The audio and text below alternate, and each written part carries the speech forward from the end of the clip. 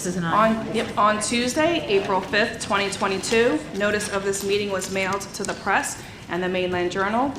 Notice of this meeting was also delivered that day to the Egg Harbor Township Clerk and posted on the bulletin board in Township Hall. Roll call. Mrs. Bongiorno? Here. Mr. Della Barca? Here. Mrs. Gilbert Floyd? Here. Ms. Hyman?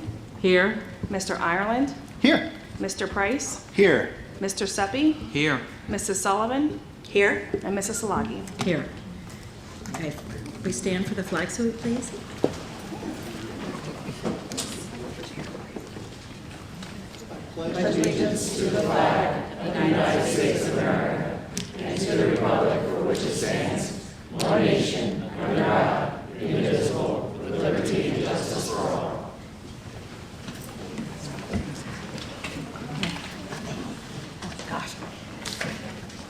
Yes. Okay, welcome to our April 12th meeting. Tonight's a special night.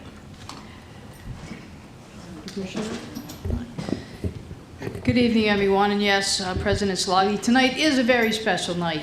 We look forward to this night, to this evening every year as we honor our Teacher of the Year and our Educational Services Specialist of the Year. And while it's a personal honor and it's very, very special for all the honorees, overall it is recognition of the efforts of the wonderful teachers and the field of education, particularly in the public school. So I sit here very, very proud of the skills and the passion and pride that our honorees have displayed over the last year to be recognized by their colleagues. And I am very, very grateful, and I think we all are, to be able to say that they are ours. So hashtag EHT Pride, and I'm going to turn the microphone over to Dr. Charlton, the Director of Human Resources, who put this program together this evening, and President Salagi and I will join him on the floor.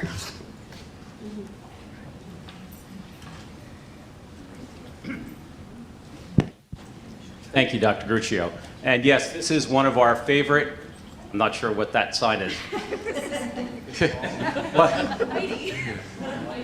This is one of our favorite nights of the year, absolutely, to celebrate. And before we even get started, we have a special guest that's going to join us. So why don't you come in, Mighty?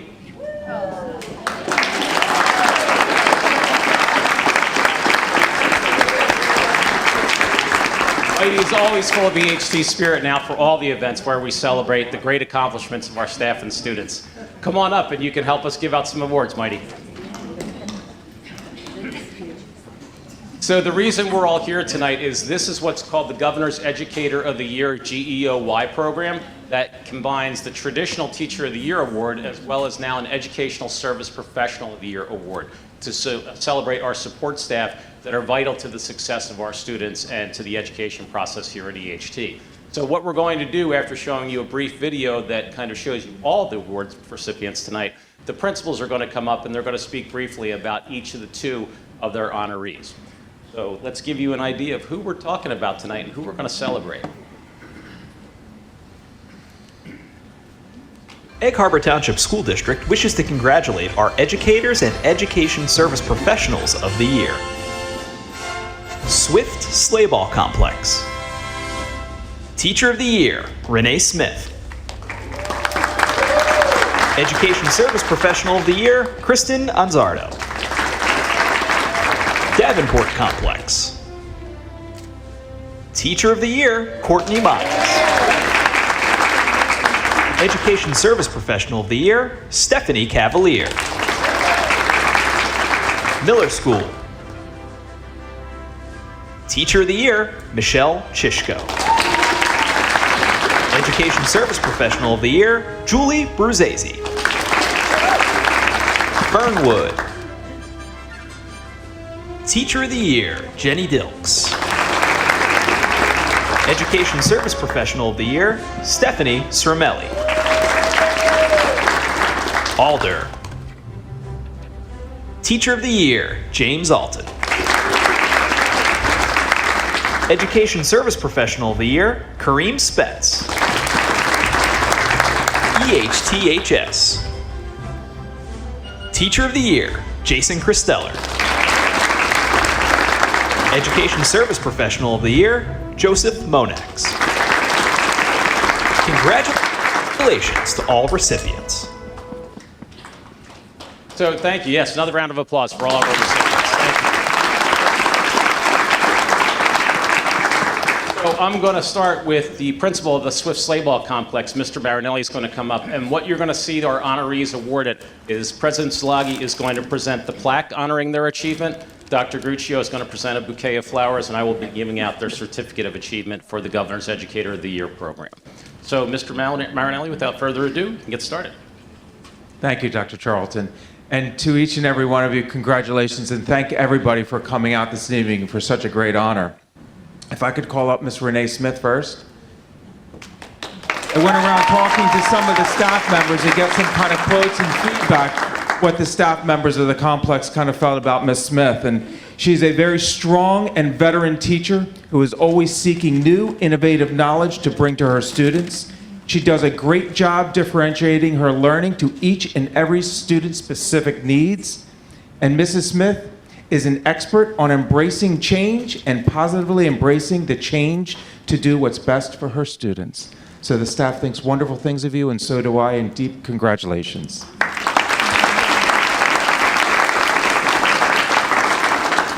Ms. Kristen Anzardo.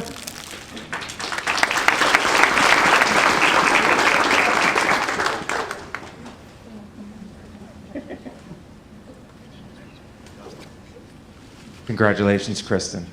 I also went around, talked to some people, and the staff of the complex feels very strongly of Miss Kristen Anzardo. She's a self-motivated and a very passionate speech pathologist. She strives each and every day to make the difference in each student's life and growth. She is always looking at new ways to motivate her students to become better communicators. Everybody thinks very highly of you, and congratulations on everybody's behalf.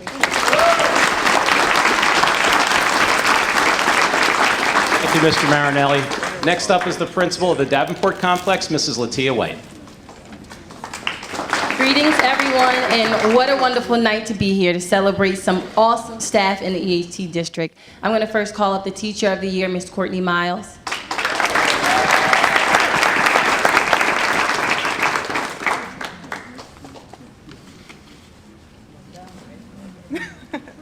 So our Teacher of the Year is Courtney Miles, who is a second grade teacher. She's very instrumental in boosting the morale of our staff and students by way of her role as our Davenport Renaissance team member. She, along with the team, have implemented fun, rewarding activities for both the staff and the students, including Staffalty of the Month, Student of the Week, EHT Pride Ticket Awards, and the creation of our Davenport Respect the Bus program. Courtney is a team player and very dedicated to her role as a teacher, ensuring that all students are educated no matter their academic abilities.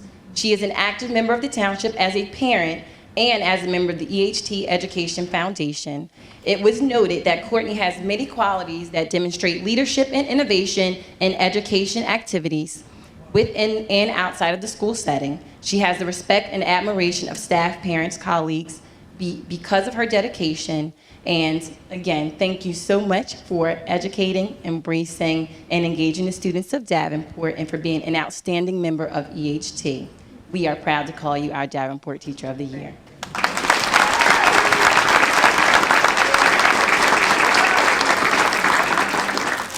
All right, and I would like to call up Miss Stephanie Cavalier, who is our Educational Service Professional of the Year.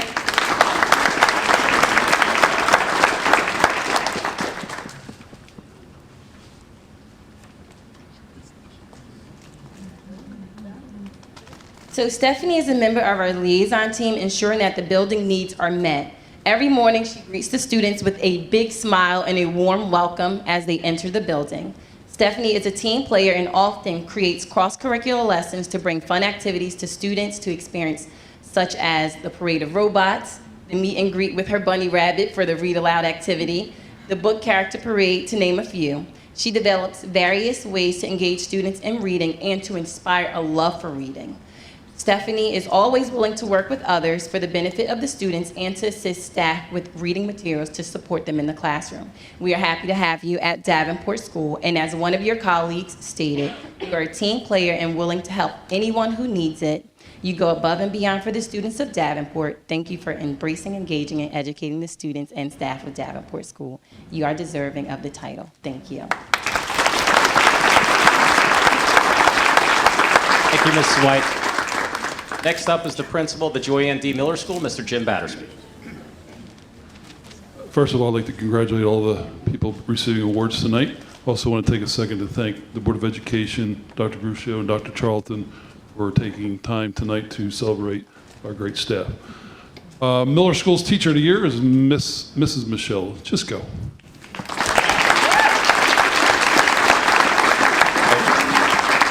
Michelle is an outstanding teacher, a great role model for our youth, not only in the school but in the community as well.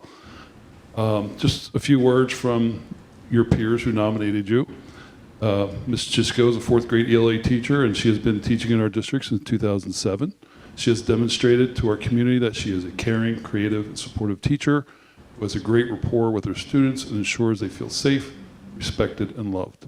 She is described by our peers as someone that has a positive attitude, makes them feel appreciated, someone to go for advice, lesson ideas, or just to talk.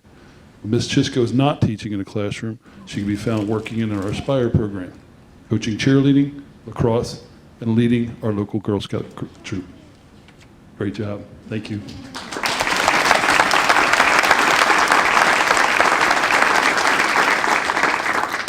Educational Service Professional of the Year is Mrs. Julie Bruzzese.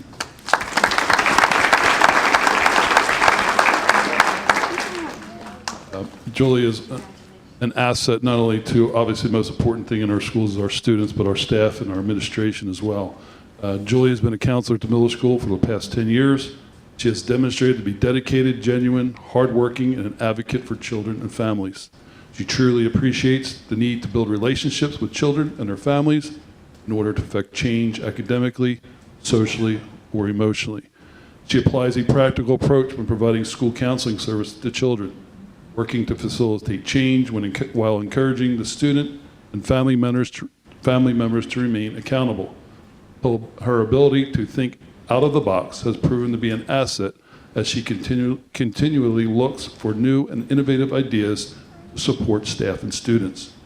Julie is a valued member of the school's 504 and IRNS committees, and she has executed a school-wide career fair, ran a peer mediation program, established a staff-student mentorship program, and coordinated state assessments, among many other duties.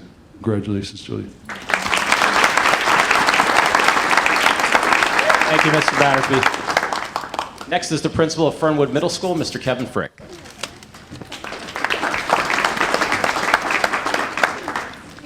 Thank you. First of all, congratulations to all the Teachers of the Year and Educational Service Professional of the Year.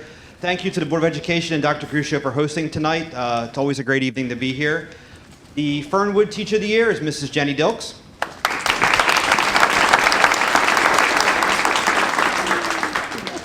Jenny's been with us for a few years, but this is the first year she's full-time Fernwood. We used to share her with Alder, so we couldn't be more pleased about that. Jenny wears a lot of hats. As a foreign language teacher, including the Hispano-Hablantes students. She's a bilingual parent coordinator. She does a lot of translation for us, and she's really a leader amongst all the teachers. Real quick story with Jenny is, obviously translation's a big part of our job, and Jenny's always willing to jump in, sometimes during her lunch.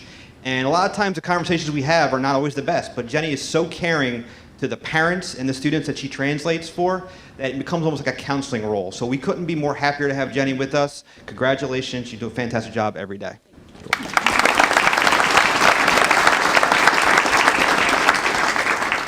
And our Educational Services Professional of the Year is Miss Stephanie Stromelli.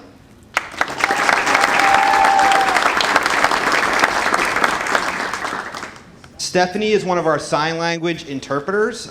She's very involved with our American Sign Language Club, which has students, staff, administrators involved in that as well. She's always working hard for her students that she translates for. The story I'm going to give you about Stephanie is the day we announced the two winners, Administration and Renaissance, we walk down to the classroom, we bring balloons, we bring flowers, I walk in, I interrupt class, and I give a little speech about Stephanie. The entire time I'm talking about Stephanie, she's signing to her child. That's dedication. Thank you so much for everything you do. We appreciate it. Thank you, Mr. Frick. Next up is the interim principal of Alder Middle School, Mrs. Joan Day. Good evening, everyone, and congratulations to all of our recipients. It is my honor to speak about Alder's Teacher of the Year, Mr. Jim Alton, and our Educational Services Professional of the Year, Mr. Kareem Spence. Mr. Alton, would you come up, please? Jim is certainly a teacher leader in our school. No matter the job or the committee or the commitment we've asked of him, Jim is always willing to help. He is an integral part of the INRS team. He helped to develop the new science curriculum implemented this past year and most recently agreed to become a member of our school safety team. His dedication to the staff and students at Alder is to be commended. Henry Adams once said, "A teacher affects eternity. He can never tell where his influence stops." Thank you, Jim, for being that teacher, the best and most positive influence on our students and staff. Mr. Kareem Spence.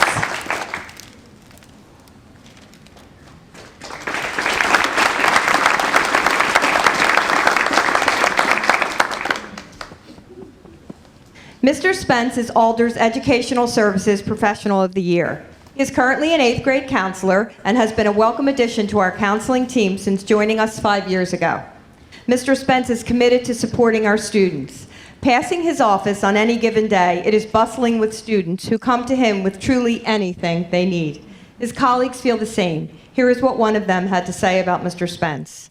"I'm grateful to be part of a professional community where Kareem has contributed so much, where he has lent unending support to his colleagues and to countless children who have walked through his door with hope in their grasp.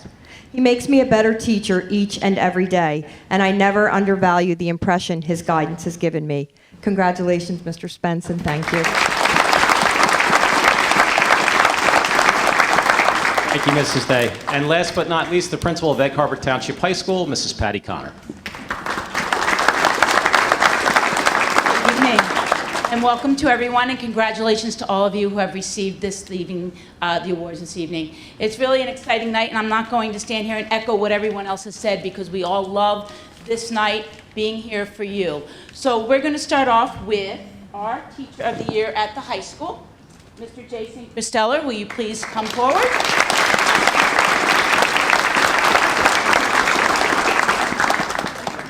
Mr. Christeller is no stranger to EHT. He is an alumni of our high school, and he is a proud member of the Social Studies Department, teaching U.S. History 2 to all of our students. He's been with us at the high school for 9 years. Mr. Christeller is an avid traveler. So when he's traveling around the world, he comes back, he takes his experiences, he wraps them all up, he makes it fit the curriculum, and he makes it come alive. And that's what's so special about what he does. He's a dedicated professional who not only teaches well, but is involved in our school community. He can be seen in the high school auditorium as the producer of our drama events and our plays, as well as at the athletic events, supporting all of our students. His colleagues have said this: he is a true professional, an awesome human being, and a devoted friend. He is always willing to lend a hand to help students and colleagues any way that he can. He has the kindest heart and a great sense of humor. Thank you, Mr. Christeller, for all that you do. Congratulations, Jason.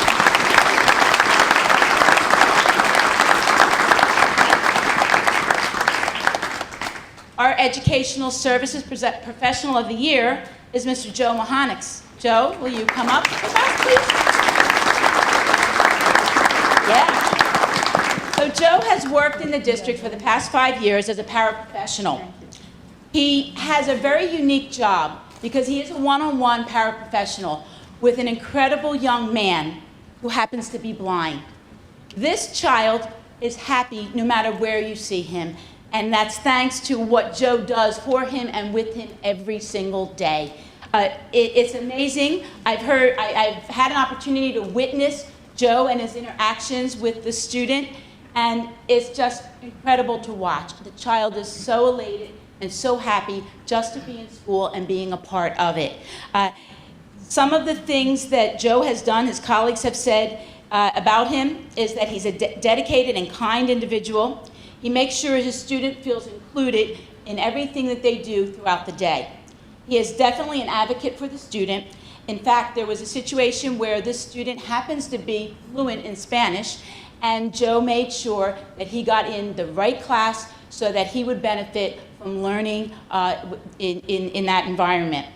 He goes above and beyond for his students, and that is why his colleagues felt that he was worthy of the Educational Professional of the Year. Thank you, Joe, for all that you do. We appreciate it. Thank you, Ms. Connor. Before moving on, there are 3 people that I absolutely have to thank publicly, the first 2 of which are responsible for all the beautiful decorations you see around the room, and that's our SAC, our Student Assistance Coordinator here at Alder School, Ms. Liana Dragovitz, and then also my Administrative Assistant, Ms. Victoria Bordenaro. So thanks very much for that. And to our 12 honorees, they wanted to make sure that you come up and take your stars off the dais here and take them home with you, because they really wanted you to have them. And the other person is the video montage and the audio that you see up here is Tyler Gardner from our TV station. So thank you so much.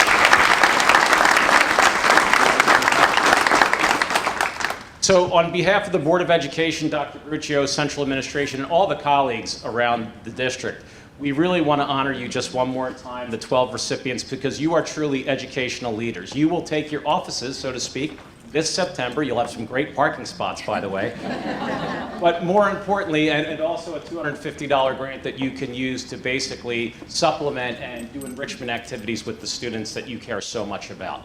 But more importantly, you are truly educational leaders within our schools, and I would ask the principals to remember as you go through staff meetings throughout next year to make sure that this program is recognized again throughout the year so that it's not just one night. So again, congratulations to everybody. Well done.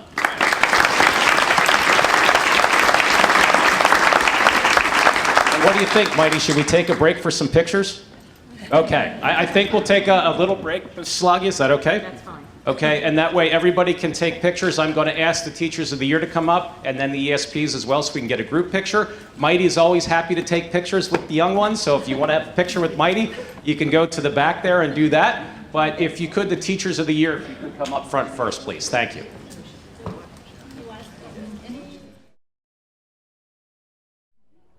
All right. We ready? Mrs. Anaya, the next part of the meeting is yours. Thank you all very much. So tonight we have Remington and Vernick. It's our engineer of record you guys have hired to help us with our HVAC concerns and remediation. We have Edward Dennis, partner, I think is your title at Remington Vernick, and his teammates Bob and Tim. They're going to be talking about the history, how we got to where we got to with the scope of work, the project at hand and how we got there, where what is going to be remedied, how much it's going to cost, when is it going to get done, all the fun stuff. So just a background, I did have some questions from some of the board members before this meeting about some of the purchasing processes. So purchases as a whole, just a quick recap, is following New Jersey state statute with regard to purchasing laws. As a QPA, qualified purchasing agent, I'm able to authorize anything under $44,000 without going to bid. This is extremely over. So we're going to talk about bidding processes and different options that we entertained during this project. So to give you a little bit of information, it is something that they are obviously very passionate about. It's what they do every day.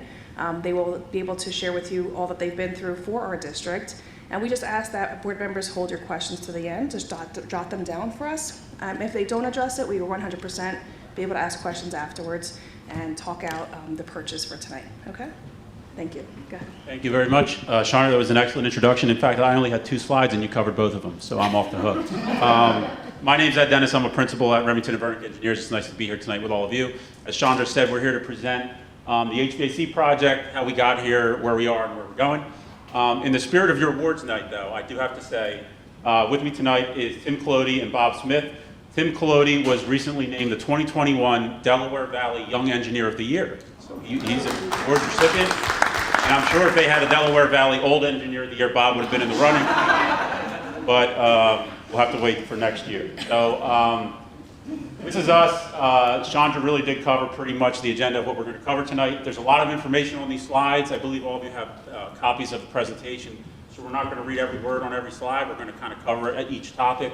I think we kind of covered everything, but if you have any questions, please, at the end of the presentation, we'll be happy to answer your questions. So And you will have it at the end of the meeting. I uploaded a Word doc, so like I said, you guys, we squirrel a lot, so I want them to have to go through their slides, and then you'll have it in Okay. Word docs. All right, thank you. Very good. So with that, I am going to hand it over to Tim, who's going to cover the technical piece. All right, great, thank you, Ed. So like you said, I'll start by going through the first step of the process, which was to do an evaluation of the HVAC system throughout the whole district. Again, the goal of this evaluation is to come up with a strategic plan and a 5-year implementation plan for HVAC replacement throughout the district. We started this in June of 2021, and we have completed by September of 2021. So again, this is a list of the facilities that were included in the evaluation. Again, it was all schools throughout the district, including all primary schools, middle schools, and the high school, as well as the facilities department buildings. So our approach to this evaluation was pretty straightforward. We basically visited every school. We had professional engineers, licensed mechanical engineers visit every school, walk through and look at all the equipment. We also looked at existing drawings and interviewed facility maintenance personnel to really understand all the systems at every school. Tim, if you don't mind, to Yes. use the microphone, even though we're a small room here, we live stream, and Okay. that's how people at home can hear. Okay. Thank Hold you. on. Sure, no problem. Before we started our evaluation, we met with the district, sat down, and went through some of the guidelines and goals for the process. So they're up there. I'm not going to go through them all, so you can take a look at those. These are some additional considerations that were very important to us as we were going through this process. The one was the schedule for construction and how we're able to implement all this work in a relatively short amount of period of time. And also, due to the recent COVID pandemic, how we're going to implement some advanced indoor air quality control technologies with this project. So again, as I said earlier, the draft report was first issued to the district in August of 2021. We then kind of went back and forth, fine-tuned some of the recommendations, and issued the final report in September. And the report, it was a pretty detailed report. There's some of the information that was included is listed up on the screen. So our findings, basically, it looks like the last time the district did a major HVAC renovation project was back in the early 2000s. So that means that all the equipment throughout the district is around 20 years old. And with the type of equipment that was installed, it has a useful life of around 20 years. So it's coming time to replace a lot of that equipment. So we found a lot of it was in good condition. It was well maintained, but again, it's time to replace, and I wouldn't count on it to last very much longer. And there's some other notes up there on the screens for some other schools. I think I already covered most of these things up there. Most of the equipment in the district is nearing the end of its useful life, like I said earlier. So based on our findings, we wanted to prioritize all of our recommendations with a top priority, a second tier, and a third tier. The third tier being the least urgent, stuff that you might want to consider replacing 5 years out. And obviously the most urgent items we included in priority level 1, and the criteria for each of those levels is listed up on the screen. So this is taken directly from our report. This is our priority level 1 recommendations. So you can see all the schools and the items that we recommended there, along with the estimated construction cost. So like I said, a lot of this stuff is coming due to replace around this time. So there's a lot of work to be done. Again, this is the priority level 2 recommendation, so this is not as urgent as priority level 1. And then this is the priority level 3, so this work will be about, we recommend about 5 years out. So once we've completed that evaluation, the next step in the process is to move forward with the design and the preparation of construction documents.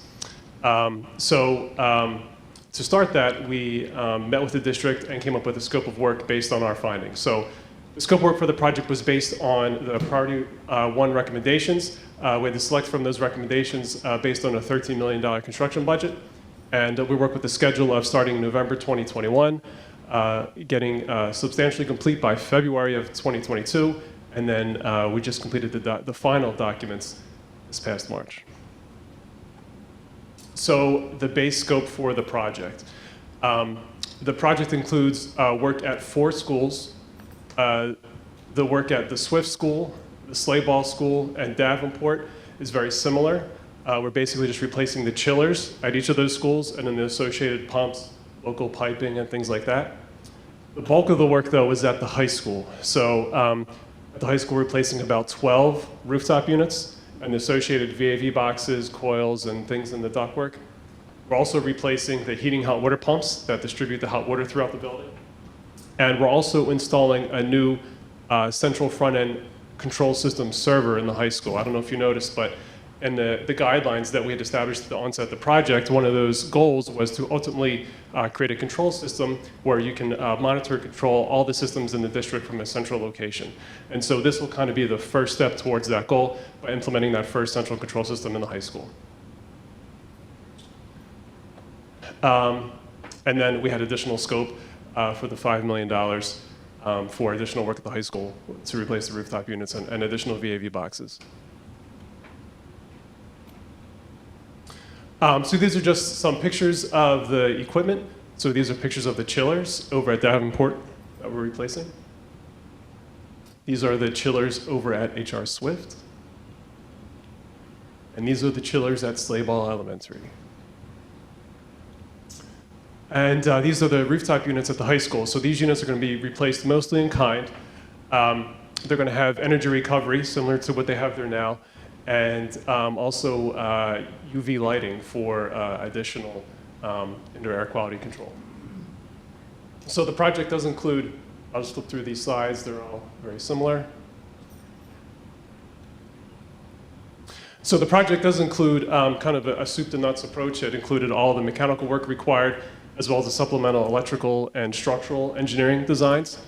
We also worked on controls and then the, any other general construction issues, such as fencing or concrete pads to support the equipment.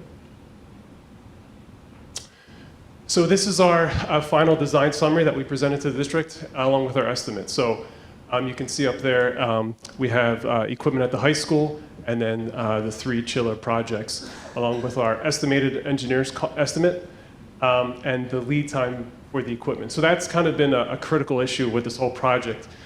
We've really been seeing lead times for equipment just kind of explode. Probably more than 2 or 3 times of what we typically expect. So that was kind of a challenge as far as when we could schedule construction. So if you see on the right-hand side, that was when we anticipated performing the work. So the work at the high school, depending on what the final lead time will be, we wanted to try and do something this summer, but it could bleed into, or most likely will bleed into next summer. And then the work at the elementary schools with the chiller projects, we'll start that this coming winter at the end of cooling season. And with that, I'll turn it over to Bob to talk about the procurement process.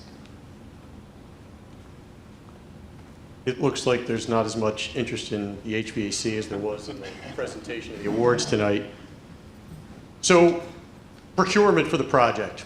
There was a lot of things we had to take into consideration, and one of the most important things was the schedule. The intent was to try to start work and get as much complete as we could in summer 2022, because that's when the kids are out of school, there's the least interruptions, so the contractors have more free reign over the school. So like Tim said, we're looking at unprecedented lead times for equipment, sometimes double, triple what we've been seeing. So getting the equipment ordered and getting it in the queue for manufacture is crucial to getting the work done in a timely manner. And we're seeing escalation in the current market prices, and some bids we're seeing low bid participation, and we're seeing high prices also.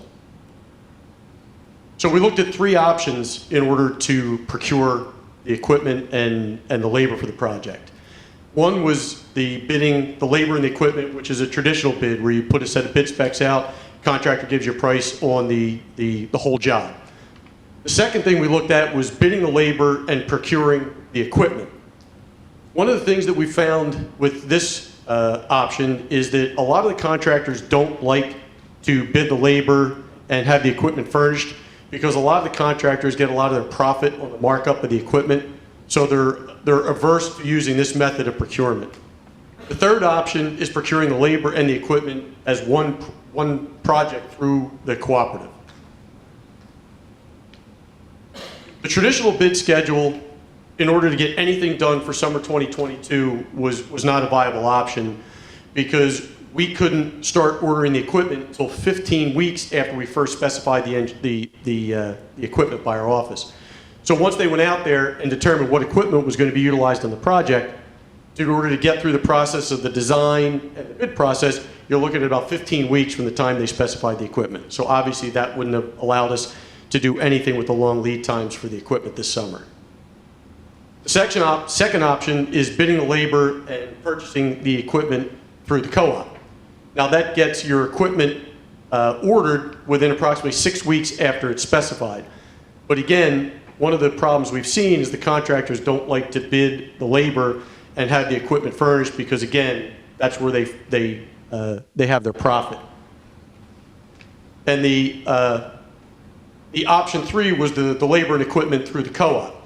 Now that obviously gets you the same advantage of the purchasing the equipment quicker, and it also gets the contractor engaged early on in the process.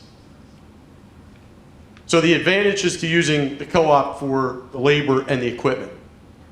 Like we said, one of the biggest problems is the long lead items, which are going to impact your schedule.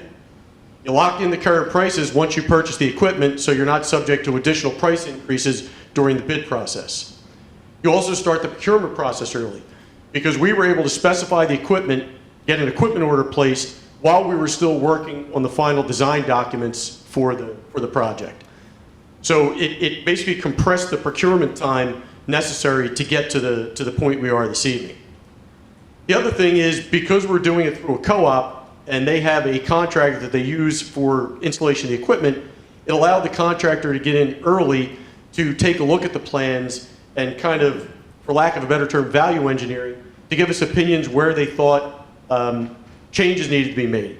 So what this does is it hopefully eliminates any future change orders because the contractor is now at a full look at the project, and we've made revisions to the plans to try to avoid these change orders that sometimes you see for unforeseen conditions during construction. Again, it ensures bid participation from qualified contractors because one of the pitfalls is if we were to purchase the equipment and we were to bid the labor, you're not assured that you're going to get a contractor to bid just the labor. Now you're left with a warehouse full of equipment and no one to install it. And it also ensures that the project is not over budget. And through the co-op, you get basically audited pricing, so it's fair, and the intent is to try to get the equipment below the wholesale without the contractor markup. So again, we looked at option 1, which is the traditional bid, which precluded any work being done during the summer of 2022. And the concern is you get low participation, bid participation, high bid prices. The second option was doing the co-op equipment purchase and bidding the labor. And you have the potential for the labor coming in above your project budget. And like I said before, the danger of having all the equipment you need, but no bidders, and therefore not able to install the equipment. The option 3 is doing the co-op for the labor and the equipment. For this particular project and for this environment, that may be your most cost-effective alternative. It accommodates the schedule, allows for the potential of some summer 2022 construction, and for this particular project, that's the course of action that we're recommending. If, for example, the lead times are decreasing, there is the possibility that we could get some of this work done in summer of 2022. So the process for the equipment co-op and labor is basically a 2-step process. Ordering the equipment, which is a long lead item, to try to get as much equipment before summer 2022 as possible while we were finalizing the construction documents. And I think at a meeting in early March, you ordered the equipment, you approved the purchase order to order the equipment for the projects. And for the labor component, basically you get the labor contract once the construction documents are finalized. So we provided all of the plans for the installation to the cooperative, which includes the electrical, the structural, the details for the installation of the equipment. And the co-op is the Omnia Cooperative. It's nationally recognized. It's approved for use in New Jersey. And it's developed using audited pricing from a cooperative, a competitive bidding price. And the contractor or the co-op is is utilizing Train USA for the project. And they're using 3 local contractors, AC Mechanical, which is out of Mays Landing, Hughes Electric, which is right here in Absecon, and for ductwork and structural for the support of the equipment, they're using Thomas Company, which is located right here in Egg Harbor Township. So the PO was already issued for the equipment in the amount of $2,994,113. That's already been issued. We've already approved the submittals, and the equipment is in the process of entering the queue for production. What is on the agenda for this evening for the board's consideration is the award of the labor contract. The labor contract is $6,876,000. So that puts our total project cost at $9,870,113. The intent would be, if the board approves the contract for the labor portion of the project this evening, the PO would be cut and it would be issued to the co-op tomorrow. Now, I don't know if you remember one of the earlier slides that Tim had put up. The cost, or our estimated engineer's estimate, was $12,447,000. And then the budget included another $500,000 for contingency. So I think the total budget was right around $13 million. So with the purchase of the equipment through the co-op and with the labor quote we received from the co-op, we're about 20% under what our engineer's estimate was. So a couple things to take into consideration with the work schedule. We have not obviously just Egg Harbor Township, we're working with several other districts, several other municipalities on HVAC projects. And since we've engaged with the co-op, the lead times have actually increased. So I want to give the board a realistic preview. So it's unlikely that a lot of work will get done this summer, but if the equipment is produced and manufactured in enough time, the co-op is ready to install some of the equipment this summer. The chillers are going to be installed this fall after the cooling season, which will not interrupt or disrupt any of the school operations. So that'll be, figure your cooling season end around October 15th. Then they would come in, demo the chillers, install the new chillers, get them up and running, obviously well in advance of next year's cooling season. The other equipment, the rooftops, as Tim had mentioned in his presentation, would be stored off-site and would be installed in summer 2023. Now, delivery dates could change. If we get equipment in sooner, more work will get done this summer than we anticipate. But the problem is that you can't do some of this work during the school year because it's too disruptive to the operations. So that's why we're recommending this work get delayed until next summer. We're also working with the district to look at other funding opportunities, the clean energy program. We've had pretty good success with other districts, and we obviously are here to assist the district with other funding sources. One of the other things that we had to address is the Office of State Comptroller. When a contract is awarded that exceeds $2.5 million but is less than $12.5 million, you have to submit a post-award package to the Office of State Comptroller for their review. When the contract exceeds $12.5 million, you need to submit the entire bid package to OSC in advance of advertising for them to comment on, and you cannot advertise the project until you receive the OSC approval to advertise. We submitted the equipment purchase to OSC. We did not receive any adverse comments on that, and we've been coordinating with OSC since we started down this path of the labor and equipment installation through the co-op. We've been addressing their comments. Obviously, if the board goes forward and awards the contract tonight for the labor component, we'll be submitting a copy of the quote as well as the district's resolution awarding the contract. And some of the information we got back from OSC early on, they had requested some standard language be included in the front-end documents, which we did. We furnished that to the co-op. And another thing that they suggested as a best practice but was not required was to do an advance public notice that the district intends to award a contract to a co-op in advance of the award. That notice was published, I think, on Friday, basically indicating that the district intends to award a contract to the co-op this evening.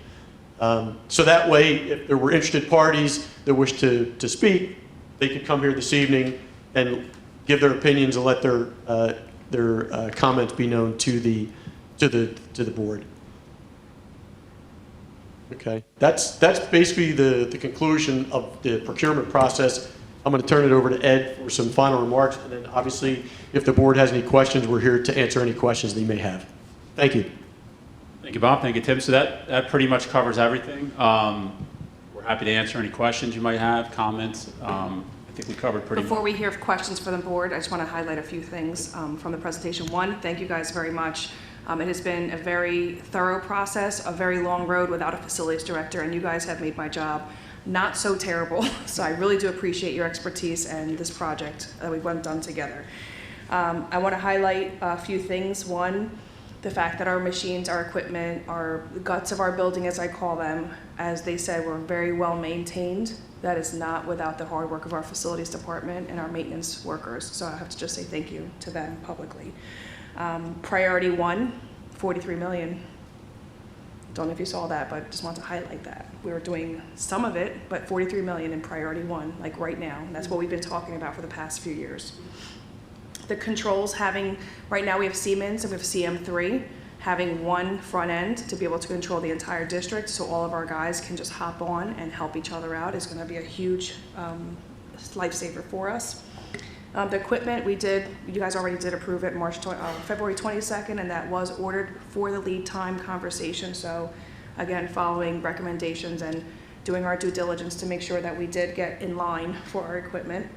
The legal ad, I wanted to highlight it, and you brought it up, was it was done as a preemptive. Usually it's after the board appoints a solicitor, architect, engineer, any professional service or contract, it's afterwards. But doing the advertisement prior to give any opportunity for comment. And I did receive a comment from, I call him the state guru. He is the state governmental professional development person. He does Rutgers conferences for local government finance. He also does it for our QPAs with our association. And he called after seeing the legal ad. He reached out to me yesterday, and I got to touch base with him today. I wanted to just commend the process. The fact that we do have local vendors. Using national co-ops is really frowned upon in state purchasing. New Jersey wants to keep it homegrown. And having local vendors, which was a huge important part, I did communicate to our engineers, and they are local as local can be, which makes us happy. And he had nothing to say except he appreciated I told him the process, why we're doing it tonight, and how we ended up going through the process with Office of State Comptroller, and he was very happy to hear that. The last comment was funding. One of the last slides talked about the SBB grant. That is what we've been talking about for a while now, the $5 million I put in for New Jersey Clean to fund 75% of this project. The project came in way under. We submitted a $13 million project to the state, but the cap was $5 million anyway, so we're hoping to hear. I have reached out to the state last week, and they said they're in the project management phase. Once that's cleared, we can then go ahead and get the go-ahead to start procuring and charge it off, which would allow more money in our local budget to keep these projects going. So that's my little notes. I wanted to recap, but very good presentation. You hit everything that I tried to anticipate, but we will go ahead and I guess Mrs. Salagi, take your lead on who you want to ask questions first. Okay, Mrs. Sullivan. Question? Oh, okay. Do you want to go first? Go ahead. I want to commend you for your presentation and also Chandra for your hard work.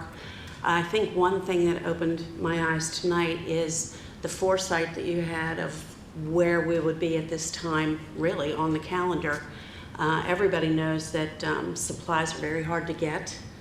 Labor is even harder at this point, but to bring the labor to our own township residents and people in this area is really commendable. So I fully support this. I really believe you went about it the right way. We put in all the orders so that we are in a queue line.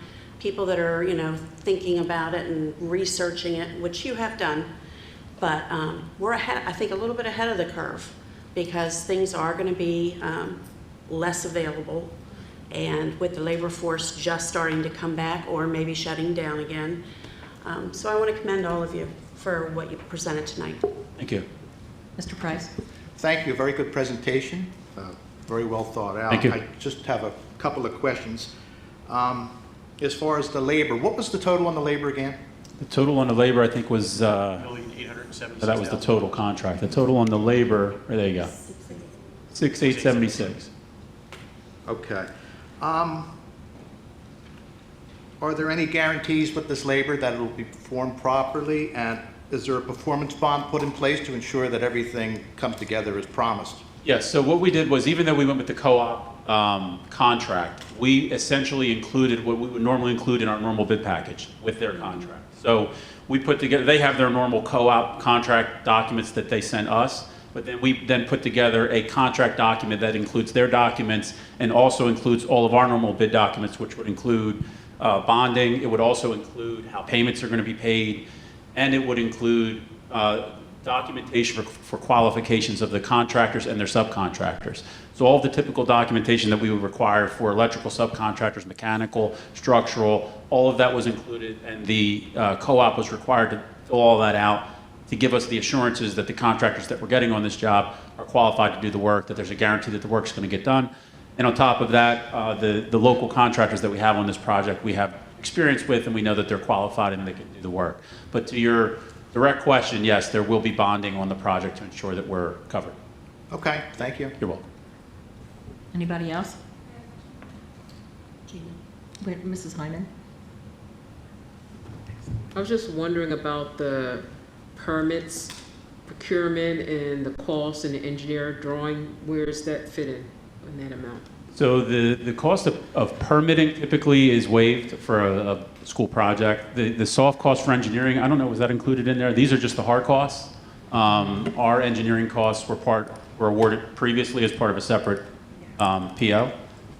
So these are just the hard costs that are being considered tonight for the cooperative. So the drawings and everything has already been done? Yes. Okay. Yep. That's all complete. So that was board approved October 19th board meeting for the engineer fees related to this project for $612,000. That was done prior to the specs being done. That was their separate cost. Okay, Ms. Bongina. Again, thank you so much for your presentation. I just had a quick question around the, I believe in one of the presentations last year, you had spoken about the high school having solar panels on the roof. I was wondering if there's any kind of concern or impact to the work that needs to work around the solar panels. Yeah, so the only thing that's going to affect this project is fitting the units. So a lot of the units on the roof are close to the solar panels. So when we were laying out the new units, we made sure that it wouldn't interfere with the existing solar panels in any way, whether it was going to be a shadow or physically, in the way. So we did look at that. But other than that, there's no other issues. Okay, so they don't have to be removed or an additional source to come in? They were already. That's okay. They are already rooftop units there. They're replacing what was already there. So it's not like they're taking panels away to make space for it. They're actually rooftop units they're replacing. Really quick question on the, you said that the work will be done maybe next summer for the high school. If we're unable to get the work completed by then, is there any plans for how that would interrupt school time? If we weren't able to get the work done next summer? For the high school. So the path that we're on is if we have to defer the work to next summer, we're going to be way, way ahead of the game because we'll have all the equipment manufactured, stored. So literally the day after school ends, the contractor's just going to hit the ground, and we don't have any real concern that they're going to be. The challenge to these projects is getting the equipment. Once you have the equipment, the project's very straightforward. We'll have our contractor in place. All of our equipment will be on hand, and they'll just hit the, you'll be first in line for summer 2023. So that really isn't a concern. Yep. Thank you. You're welcome. Anybody else? So do you foresee any problems? Ms. Hyman, if you can use your microphone, I'm sorry, I can't hear you. Do you foresee any problems with getting the equipment that we need? It's not a matter, so we'll get the equipment we need. It's a matter of timing. So right now, the way that the lead times are trending, it's unlikely we'll get equipment to be installed this summer because the lead times are heading in the wrong direction. They're increasing, they're not decreasing. Mm-hmm. So if that trend continues, what will happen is all the equipment will be manufactured and stored, and then when we're ready to do the work in the summer of 2023, it'll be delivered to the site when they're ready to do the installation. Yes, it is. I was just going to say thank you for breaking it down in layman terms for individuals such as myself with the HVAC. You got it. Those are the letters. All the terminology and all the integral parts, and just breaking down where the money's going. And I guess for me, the big thing, like you said, is the duration of the project. But I know you can't do this type of work when school's in session, so it's in a unique situation. But thank you for the presentation. You're welcome. And you used the right word. It's a unique, unprecedented market that we're in right now. What happened was you had COVID, which triggered this rush and this demand for HVAC, and then you had all of this funding that poured gasoline on the fire, and that's why you have this unprecedented spike in demand for HVAC work. And that's where we're at. Anybody else? No? I do. With all this sophisticated front-end controls, will our facilities get training on them? And will somebody be assigned to it, or can everybody touch it? Because that's what concerns me, is we get sophisticated stuff and it can get pretty messy when the wrong people touch it. It's a very good question, because you're absolutely right. These are complex systems. These aren't like your thermostats that you have at home, and training is required. Typically, when we do new control systems, there's training included as part of the installation. Tim could speak on this more than I can, but the answer to your question is yes, so that training will be provided, and we'll defer to administration on who would participate in that training. So the facilities department, leadership, and maintenance workers, it would not be custodians or principals, it would be who does it now. So the difference is right now we have CM3 experts and Seaman experts, and they may know the basics of how to turn them on and off, but they won't be able to program or change things. So having one system that everybody can get trained on, and anybody can go to any building and help out, is going to be a huge help. So. Thank you very much for your presentation. Absolutely. Thank you. And, go ahead. It just made me, when you mentioned about who's going to control or operate the sophisticated system. So in mind, I'm just picturing a school. When I'm picturing a classroom, will there be a thermostat in every classroom? That, and usually it's operated where they set it, like they set all the classrooms at 68 or 70, and the teachers can't touch it unless this is a few degrees up or down, and it could be shut off from a central location somewhere. Is that what we're talking about? Yeah, there will be local control. So yeah, you will have a little bit of adjustment in each classroom, but then there will be monitoring at a central computer. Got it. So. Okay. All right, that's what I wanted to make sure. Thanks. Okay.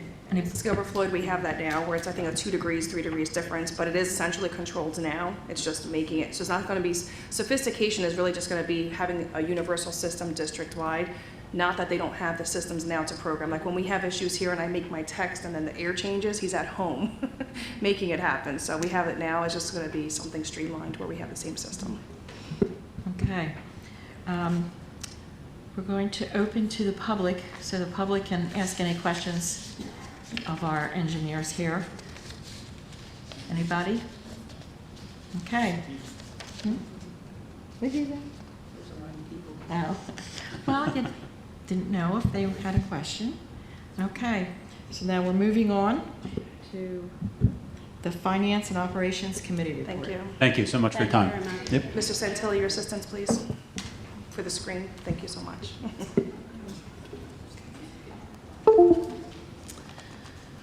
And I have since uploaded that presentation to Board Docs and Public, so you can see it. Thank you so much. Thank you very much. Thank you, Board. You guys. Thank you. The Finance and Operations Committee met on April the 5th at 6:10 actually. In attendance were Mrs. Tamika Gilbert Floyd virtually, Mrs. Salagi, Mr. Ireland, myself.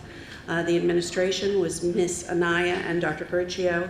And we had 2 presenters there, Caroline Jackson and Sean Yates from Honeywell. The committee welcomed Caroline and Sean to our meeting and allowed them to present information regarding an energy savings improvement plan. The committee is recommending that the board approve the project development agreement to move forward with creating an investment-grade audit of improvements. This will have a full report to the board of what projects can be done within the district and can be funded by energy savings. The Transportation Department is already at work on routes for next year and will be going out to bid as needed for non-public charter schools and ACIT. Special education runs are being developed after IEPs are finalized and parent contracts are considered. The department is doing their best to provide as many special ed runs as possible. Mr. Beck with Food Service will be presenting to our board this spring on any updates for his department. Ms. Anaya updated the committee on policy committee's work to clarify policy 6421 with a new draft, and it will be presented at the next meeting, or are we going to do that tonight? Next meeting. This is the time for a lot of bids to go out, bids for spring and for RFPs, and there's a whole list of those if you go into the meeting minutes. Action items tonight with the committee, for tonight, April 12th, award the HVAC contract and submission of the APR Homeless Children and Youth Grant to the NJDOE. Other items that were discussed were budget hearings and monthly finance items. And that is the end of my report. Our next meeting will be on, May 4th. Thank you. Thank you, Mrs. Sullivan. If I could just add a little information about the Energy Savings Improvement Plan. It will be on the agenda for next meeting. So essentially, we've worked with Honeywell, not specifically for Honeywell products, but that's just the vendor we're using to go ahead and do we've had a local energy audit, which basically does a very surface level audit. We got that done, I think, in 2018 on what improvements we can do to save energy. This is a finer tooth comb that goes around and looks at, windows. It looks at more than just lighting. They're going to do they had presentations with them of other schools that the books are this big. It identifies everything that can be done to save money, and they basically present that to the board. Will get a copy of that, and then we would then cherry pick to say, if we change lighting, we save $300,000. Ooh, we can buy 2 more chillers with that money, and it kind of funds itself. There's no increase to taxpayers or anything. But to get that done, we have to have this agreement with them that says, they're going to do this work, very thorough work, throughout our entire district. And if we decide to not do a thing, if we say, thank you so much for all of your hard work, we're going to continue to just fund everything like we have, there is a fee associated, and they charged us, it's 5 cents a square foot. The district has 1.3 million square feet. It was after some BA work, I'll just call it, because that's not what they usually charge. It should have been closer to $500,000. But they said they would go down to 10 cents a square foot, and before the end of the conversation, we were down to 5 cents. So it's about $65,000 if we choose to have them do all of that work and not move forward with any savings plan. I do know we've looked at solar and lighting as a district, so I do believe if nothing else, if the rest of it's too complicated, maybe it's just that simple, and there will be no fee charged or no fee associated. But you're going to see that on the next agenda, and I want to just give some more background as to what you're actually looking at. I have one more thing to say about that. I was very impressed with the presentation and the way they talked about through savings, we can actually fund a lot of projects. So we won't be asking our constituents for any more money. I was very impressed. I really liked the presentation, and I do believe, are they going to present it to the full board? They will present to the full board after they do this process. I thought we talked to committee at this point of just the process. I just highlighted what they said. I can share the presentation with everybody, but I think them doing their work and then presenting what they found will be a more better use of that time, because I know you guys love presentations. So. Okay, so that's that piece. Anything else? Okay. All right. Does anybody have any questions on her report? No. Okay. I need a motion and a. Oh, sorry. Sorry, I have a quick question on the 5.3, the application fee for the ARP. I just saw that there was, where was it again? Sorry. The transportation, the 60,000. What's that for? If we can get clarification on that. Sure. So this section of the American Recovery Plan, ARP, is a different allocation than anything else we've ever talked about. It's new money. It's about $64,000. and it's specific for homeless children and youth. So they gave us this grant and said, how can we help provide services or goods or whatever to these students? We also have money in Title I set aside specific for homeless children and youth. So we thought there's more flexibility with this, where we can actually charge our transportation costs for transient students, as well as what they call temporary housing. And the restrictions are very, very limited on what that means. If somebody's displaced and they need somewhere to be for just a couple of days while they figure it out, we can actually pay for hotel rooms. We can help them out. We can't pay for a lease. We can't pay for them to, the parameters are very strict.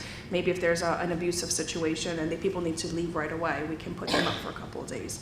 So that's how we allocated this grant to be spent. So the transportation costs are going to offset hundreds of thousands of dollars that Jamie has to track of transportation costs for transient students to help offset our local budget. It was unanticipated costs. When students come and go, it's not something you can really plan for, so the transportation costs are really astronomical. So it's just to help offset it a little bit. Okay. All right, I need a motion and a second on 5.2 to 5.4. So made. Okay, any discussion? I need that again. Was that Mrs. Sullivan motion, and who was the second? Mrs. Gilbert Floyd. Thank you very much. There was a lot of voices in there. All of us, everybody. Any discussion? No? Okay, roll call. Mrs. Bongiorno? Yes. Mr. Della Barca? Yes. Mrs. Gilbert Floyd? Yes. Ms. Hyman? Yes. Mr. Ireland? Yes. Mrs. Gilbert Floyd, there you go. Yes. Thank you. Mr. Price?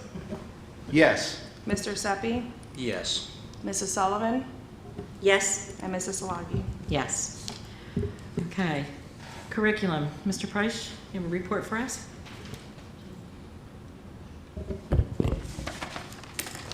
Okay, thank you.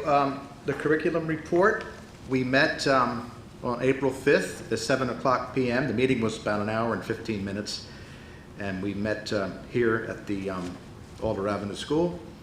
Administrator attending was Lily Moss. In attendance was Ms. Bongiorno, Ms. Sullivan, Ms. Zalagi, and of course myself, Mr. Price. We discussed quite a few things. Agenda items discussed were professional development, field trips, and the CTE Perkins curricular update for culinary courses. Informational topics shared and discussed were around elementary data and the progress students have made from October till March, and the grants that will be submitted for board approval in the near future. Discussion was also had around curriculum, text, and the processes the district uses for curriculum writing and text selections. We had a very lengthy discussion on that. Conclusions reached. The committee would like to keep informed and review more in-depth process for the text and supplemental book selections. The committee will be kept informed on data and student progress from now until the end of the year, including grade level and district-wide data at the next meeting. Ongoing issues still under consideration. There are none at this time, but the committee will continue to review curricular initiatives throughout the development and completion of the budget. Recommendations, board members had suggested on adding more certifications and real-world opportunities for our students, particularly at the high school level. As an example would be lifeguard training, EMT, law enforcement type activities. So the date, time, and place of the next meeting is May 10th, 7 o'clock p.m. at Slayball Primary. Possible topics to be discussed, textbook and supplemental resources list for approval, standard changes and implementation plans for the 2022-2023 school year. So this concludes my report. I don't know if Ms. Moss has anything to add or if there's any questions. Anybody need any clarification? Okay. Well, I was going to ask, are we having committee reports, committee meetings different nights? Are we? Are all of them on May 10th? That's what they Yeah, that's Okay. what it says. Okay. All right. Okay. Go ahead, Ms.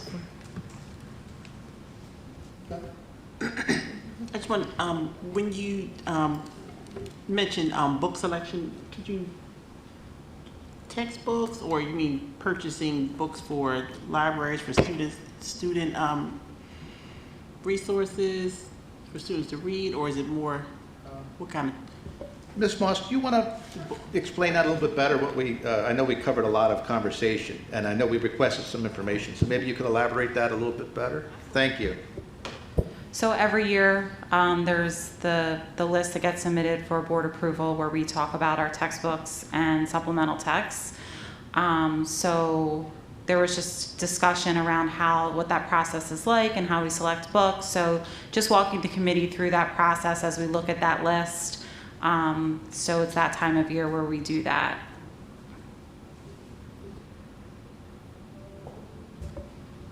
Okay. If there's nothing further, that'll conclude my report. Ms. Anaya, did you have something? To clarify, committee meetings, Finance and Operations may have a virtual meeting before the budget hearing next week. If that's what I wasn't sure where you were going with that, Okay. but that's what I realized. Our report says next meeting may be virtual.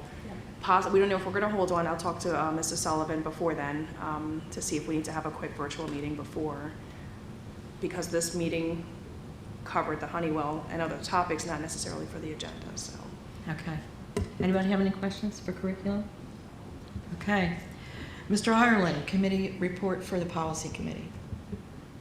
I would give a motion or a second on that one to approve it. Did we approve it? There's no action for this committee report? I just wanted to beat somebody, sorry. You're so. All right. I'm going to give the committee report for the policy committee. It was held on April 5th.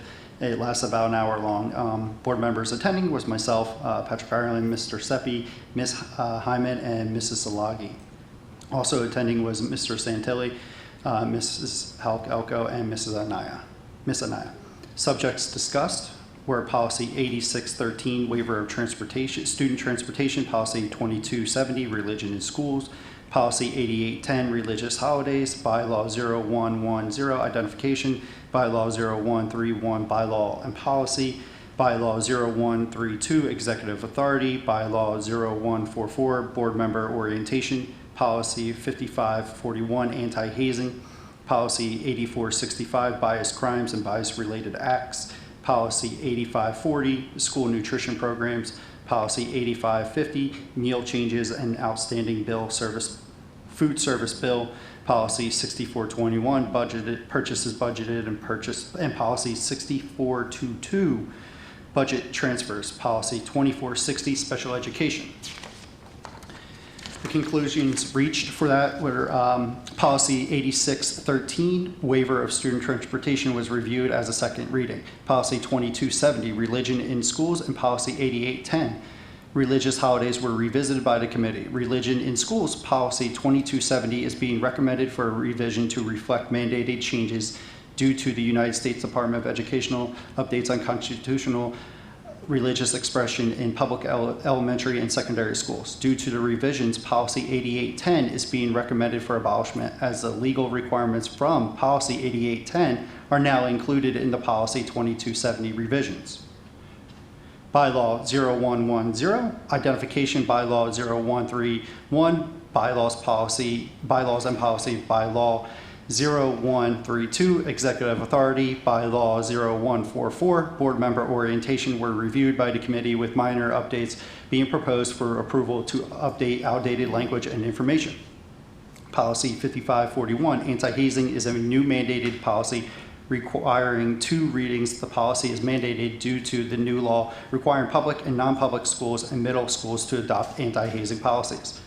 Policy 8465, bias crimes and bias related acts, is a new mandated policy requiring 2 readings, which has been replaced to align with NJAS 6A 16-6.3 and the Uniform State Memorandum of Agreement between education and law enforcement officials. Policy 8540, school nutritional programs, is a mandated policy revision to reflect the new school the new statute, NJSA 18A33-11.1, which is breakfast after the bell program.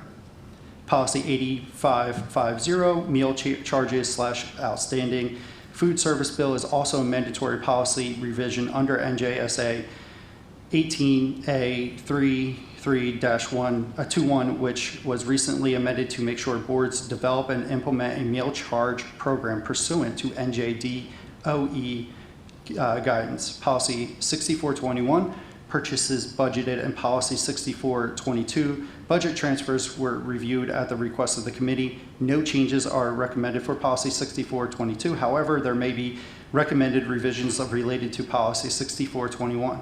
Purchases budgeted are being presented to committee for review and possible approval for the next meeting.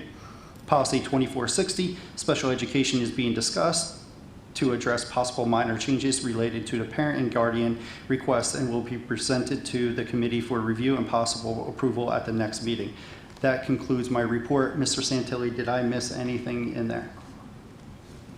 No, thank you very much. And I just wanted to say thank you to my committee members. We did a lot, as you can tell from our committee, and we did it all as a team, and we knocked it out of the park. Thank you, guys. I just have a question. It's the time. I would just like to clarify the, on conclusions reached, item number 2270, 8810, policy 8810, religion in schools and religious holidays. So 8810 is now included in 2270, so it's not necessary to keep 8810 any longer. So it's essentially now covered under 2270 revisions. Is that right? You are 100% correct. Is that right? 100% correct. Yep. Okay, thank you. That's all. Thank you. Okay. We're going to open to the public on any topic. Anybody have anything they want to say? No? Yes? Okay. All right. I'm going to ask that the negotiations committee meet for like 10 minutes in executive after the conclusion of the meeting. Okay? All right. I guess it's time for an adjourn. Oh, unless, do you have something you want to say? Anybody? Well, I would just like to, before we adjourn, I would just like to say Sister Act was quite a performance. I was able to attend Saturday night, and I really enjoyed it. I know some of the board members attended, and I just can't comment enough on how much fun it was, and we're looking forward to the next performance. I saw Dr. Gruccio was there, so maybe, I'm sure she'll maybe cover a little bit of that as well in her comments. So I just wanted to add that. I thought it was important to mention. Thank you. Thank you for reminding me, because we were there Friday night. It was good. Okay, anybody else have anything they want to say? Oh, okay. I know all the everyone that was here is gone, but hopefully they watch this and they can hear this. But all the teachers and all the, I'll make sure I'm saying it correct, educational specialists, I always make sure I'm saying it correctly, but the educational specialists who were honored tonight, they all deserved, and it was a great evening. But I just had to say that several of the honorees, I've had personal experiences with them and can say that they do an amazing job. Mr. Alton from Alder, I had the opportunity to work with him, and everything that he says that he does, he does it. He loves children and he loves science, so we call him Mr. Science. And Ms. Chisco, I had the honor, she was my son's teacher in 4th grade, and he loved her, and she was a great asset to our family. He really enjoyed his time in 4th grade. And Mr. Spence, I just met Mr. Spence this year, and he's my daughter's school counselor. And I've met with a lot of, I've met with school counselors before, worked with school counselors, and I can say that I was thoroughly impressed with his presentation to students, and he's a great asset to Alder Avenue Middle School. So I just wanted to say that out loud, that those are the 3 people that I definitely had interactions with, and just wanted to thank them personally for all they do for all children, and especially what they've done for my own children. So that's it. You're right, it was a special night with special people. Okay. All right, I need a motion. Motion. Mrs. Salagi, before you adjourn, you have to recess to executive. There is no executive session. No. It's just going to be committee? Okay, I'll make sure we were good. Committee, Thank you. yes. Motion to adjourn. Mr. Ireland, I heard you. Second? Second. Okay. All right, all in favor? My button was red, so. Sorry.